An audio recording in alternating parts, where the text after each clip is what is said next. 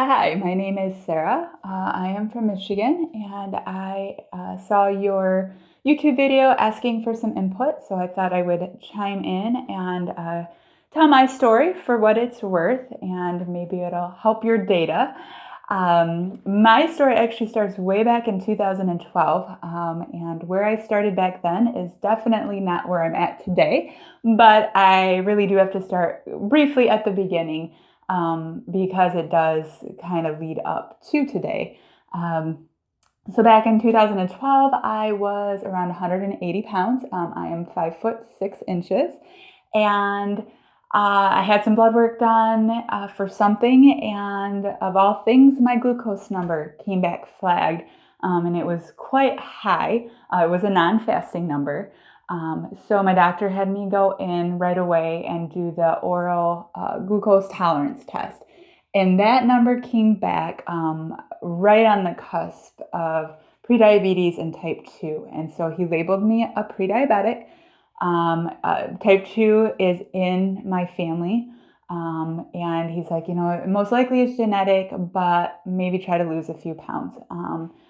And I can't do anything about the genetics thing, but I really latched onto this idea of losing some weight to maybe try to help my number. I had never dieted before.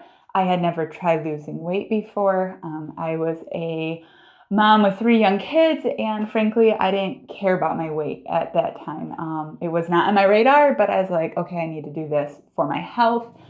And I jumped in, and of all things, I stumbled onto intermittent fasting. And again, this is in 2012. It had not gone mainstream yet.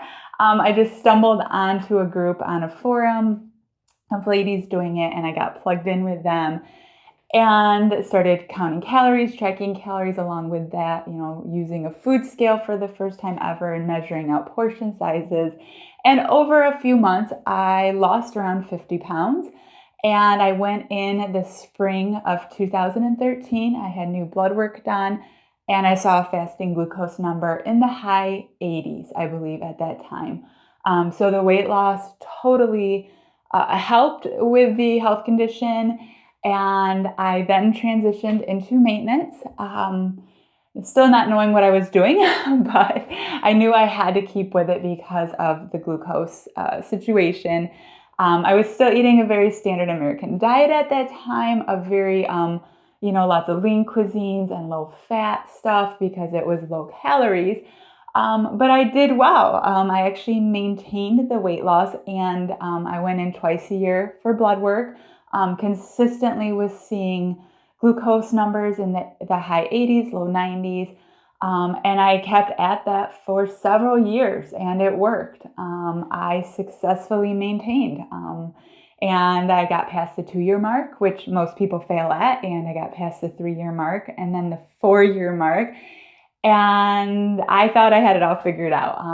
And little did I know that was not the case. So as I got further into maintenance, at that time I was really plugged into my fitness pal. I'm counting and I'm tracking my calories. I'm still doing intermittent fasting windows. And I started getting interested in food and nutrition and how that might affect long-term health. And I really started looking into, longevity and cleaning up my diet.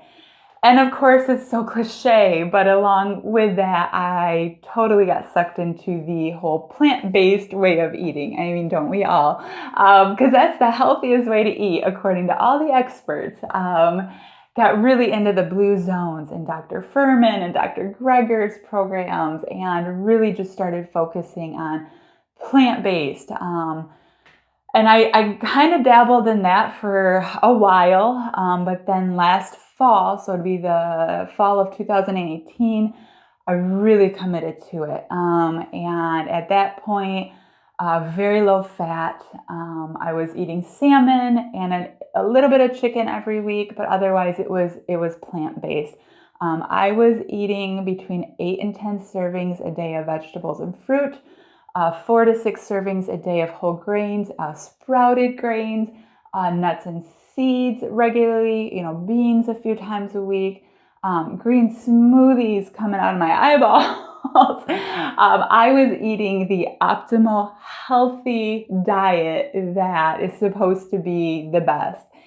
And I did that for a few months. I stuck to it very faithfully. And as I approached my 6-year weight loss maintenance anniversary this past spring, so spring of 2019, I was at my highest weight in the 6 years of maintenance. I originally lost around 50 pounds, and I was about 12, 13 pounds up at that time. I track my daily weigh-ins on a trending app, and it was a consistent upward trend at that point. Along with the weight gain I was experiencing, I was really starting to get hit hard with digestion issues for the first time ever. Constant bloating to the point where I had to go up a size in my pants, gas, bathroom issues, and then even more than that, it was the lethargicness hit me hard. Lack of energy. I was waking up in the morning tired. I needed a nap in the afternoon. I was exhausted by 7 o'clock at night. And I'm a stay-at-home mom, so it's not like I'm, working on my feet all day. I have a pretty low-key life, and I just wasn't functioning anymore. So I approached my 6-year maintenance anniversary at the lowest point in this whole process. I was so frustrated. I didn't like how I was looking with the bloatedness. It was just causing so many issues. And so the maintenance date came, I get my, I'm a part of the National Weight Control Registry, I've been a part of that for years, and I get my survey every year, yay, I've maintained another year, and I was so frustrated, and the mental frustration, I hit a wall hard. I was so burned out and so exhausted from the constant tracking and counting. I was so sick of numbers. Calories, macros, micros, TDE calculators. I was logging over at Chronometer at that point because that really breaks down the micros. And I was also logging over at my MyFitnessPal. It was just exhausting. I was living and breathing this cycle of tracking and watching the scale go up. And I just had a meltdown in April. And I was done. I had done this for 6+ years. I had successfully maintained, and I was now done. And I didn't want to do it anymore. So I had a pity party for a few days, almost 2 weeks actually. I let it all go. I didn't weigh myself. I didn't track anything. I couldn't. I literally threw my food scale away. I couldn't even look at it anymore. It was always on my counter. It was always there. And I'm like, nope, it's done. So I had a few days where, not in a good place. And then I kind of slapped myself upside the head, and I'm like, okay, you've had your pity party. Now it's time to figure out what we're going to do next. Because I'm not going to go back to where I started, especially with the whole glucose number thing. I can't. I just can't do that. So jumped online and just started Googling. And at this point, because I had gotten really interested in food, nutrition, and health, I had already spent literally hundreds of hours reading books and websites and listening to videos and watching every Netflix food documentary out there. And what I realized was I really didn't know anything yet. And it's been an incredibly humbling experience. And I really had to get to a point where I had all these preconceived notions in my head at that point that, plant-based is best. This is the optimal way of eating. And I'm like, I'm missing something. What am I missing? I'm doing everything the way I'm supposed to be doing it. All these experts are telling me, and I'm getting sick. So that really led me to being more open. I'm like, okay, what else is out there?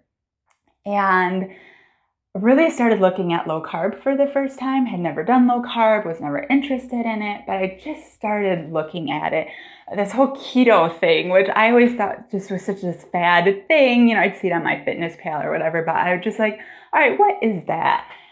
And really kind of just looked into that. And April 16th of this year, I was like, okay, let's just try this. It's going to be an experiment. I'm going to do a general low carb diet for a few days and see how it goes. And at that time, I was eating 200 to 250 carbs a day of all these whole foods, plant-based, and I was like, I'm going to do 100 carbs a day. That was my goal. And along with that, I'm going to introduce just an itty bitty amount of fat back into my diet. At the time, I was adding, fat-free half and half to my coffee. I went to full fat half and half, and it was this huge deal. Like, I can't believe I'm doing this. And so I'm like, all right, let's just try it. And oh my goodness, within the first week, I'm like, are you kidding me? Within literally, it was like 3 days, I had lost all the extra weight I had gained. And I'm like, oh, it's water weight. I know this. I've read about this. I've just been carrying all this water around. That's my issue. What I wasn't expecting was the significant increase in energy that hit me. I mean, within the first week, I started waking up clear-headed. I was not having those afternoon slumps. I could stay up past 8 o'clock at night. And I really was like, wow, I'm starting to function again. I'm functioning like a human being again. And I really I'm like, all right, I got to keep going with this. And so that's April of this year. We are now into August, and it has been the craziest few months. It's been so surreal. I had started with just a general low carb, didn't know what I was doing, and that's quickly progressed into a very low carb, high fat way of eating. And currently I'm transitioning to a more carnivore, animal focused way of eating, and anticipate within the next few weeks, few months, I will probably be almost full carnivore. That's just where this seems to be taking me, and I'm just along for the ride. The weight was the big issue going into this, and that now is the least of it. But my daily weigh-in this morning, I'm at 123 pounds. Again, I'm a 40-year-old female, 5'6" so I am at the low end of a healthy BMI now. This is the lowest weight I may have ever been at, actually. And I'm maintaining it now with absolutely no counting, no tracking, no food scale. I'm not on MyFitnessPal anymore. I don't track anything. I don't do any kind of numbers. I don't even count carbs anymore.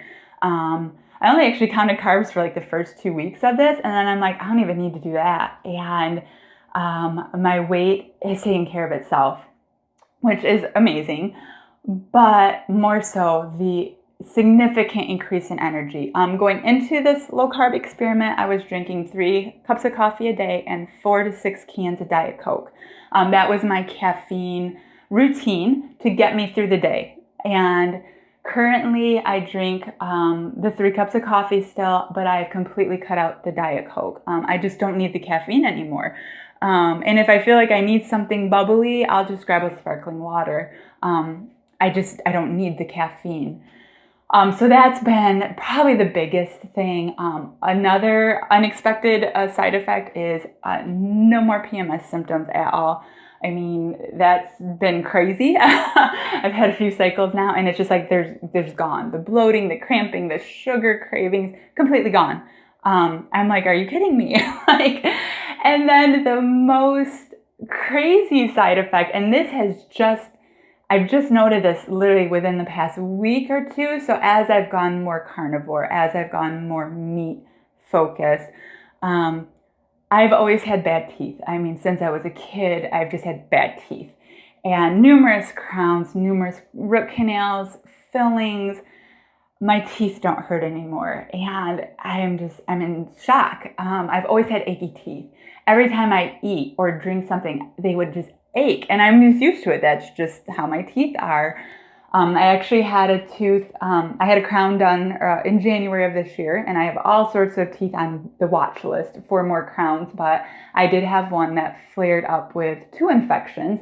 And after the second one, and the second round of antibiotics, my dentist is like, we've got to get this thing root canaled and crowned within the next few months. And because of finances, I just paid for the other crown. I'm like, okay, let's put it on my chart. We're going to pull it this summer because I just can't go through that again. And it doesn't hurt anymore. Like, it's cleared up. The tooth is totally normal. I can chew on it. It doesn't hurt when I drink coffee anymore. I mean, it used to just that throbbing pain. It's gone. All my mouth stuff, my gums don't bleed anymore. I mean, it is surreal. I cannot believe this. I go in for my next cleaning is literally in a couple weeks, and that's going to be an interesting dental appointment because this is just so crazy. And so within just a few months of just jumping in, not knowing what I'm doing, I've seen such changes to my digestion, my mouth health, my weight has stabilized. And it's just been amazing. So I'm not full carnivore yet, and I think you're looking for a lot of people who are full carnivore, but I'm about 80%. On my carnivore days, I do still drink coffee and I use spices and a little bit of A1 sauce on my steaks and Splenda in my coffee. But otherwise, everything is meat-based. And I'm doing 1 to 3 carnivore days a week at this point. On my non-carnivore days, at this point, they're very similar. I mean, I may, it's blueberry season here in Michigan, so I may add a handful of blueberries on a day or a handful of pistachios. On the weekends, I might grab an Atkins bar, for out and about. So trace amounts of, soy in those. But otherwise, at this point, I'm pretty much carnivore. I do not eat vegetables at all anymore. Fruit is just the blueberries, maybe once a week. Grains are almost completely gone. No beans, no green smoothies. So happy. So I'm still in the baby steps of this. I'm still transitioning, but already I've just seen such significant improvements. It's so much more than what I was expecting. And so, I'm very excited to see where I end up next. I'm just willing to go where this journey takes me. I hope my little story helps you with your data, and I am excited to see what you do with all of our information. And it's exciting to know there are other people out there who are living this way, and it's just a very cool thing you're doing. So thank you. Bye.